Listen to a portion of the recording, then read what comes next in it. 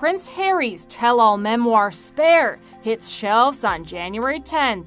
And this book is filled with bombshells. Back at it again with more on Meg and Harry. You ready? I'm ready. Let's go. I don't know how I didn't cover this earlier, but Harry released Spare, the very controversial biography. Prince Harry's upcoming memoir, Spare, causing further trouble amongst the royal family. Soon after Prince Harry traveled to the United Kingdom to present his mother's statue, rumors circulated that he was writing a memoir. The book Spare provides a never-before-seen look at the royal family's life. It covers everything from the tense relationships between Kate Middleton and Meghan Markle to his brother's difficult relationship and his NSFW virginity declaration. Spare was released internationally on January 10th. Had to be an awkward talk with the publisher on that chapter though. Prince Harry's been dropping bombshells during the press tour for his memoir Spare. And just a month earlier, the two-part docuseries came out. Have you watched it yet? I know my mom is obsessed with it. The first installment of the two-part docuseries, Harry and Meghan, was published by the duo on December 8th. They were happy to lie to protect my brother.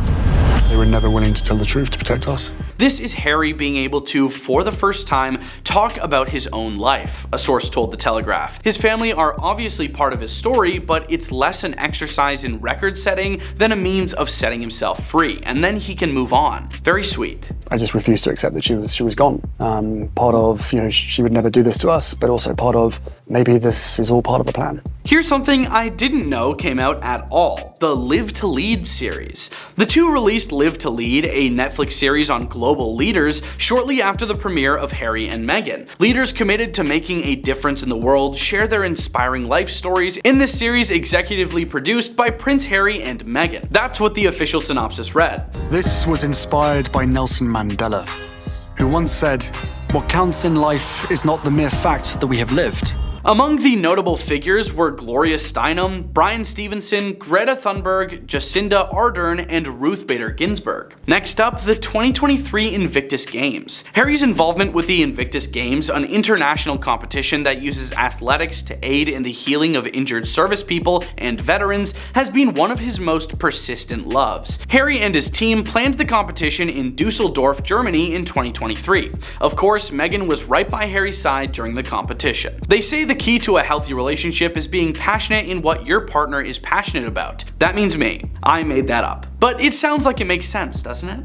Did someone say NYC? No? Well, Harry and Meghan did in October. Funny enough, if Meghan and Harry planned this trip 2 months earlier, we would have been in New York at the same time. Small world. Prince Harry and Meghan traveled together for the first time after the birth of their daughter Lilibet in the same month that they appeared on the cover of Time magazine. The couple went to New York City, where they went to the Freedom Tower and 9/11 Monument, talked about the C-19 issue at Global Citizen Live, and held private meetings where they talked about media literacy and paid maternity leave. They even went to an event on the red carpet. Sounds like a fun trip. Finally, last on our list is their honor at the NAACP Image Awards. The Sussexes maintained a low profile throughout the holidays. However, they took a public move to accept a significant honor at the NAACP Image Awards in February 2022. The pair gave a heartfelt statement and accepted the prestigious President's Award in appreciation of their efforts in public service. It's inspiring to think about the legacy of the Image Awards, which began shortly after the Civil Rights Act of 1964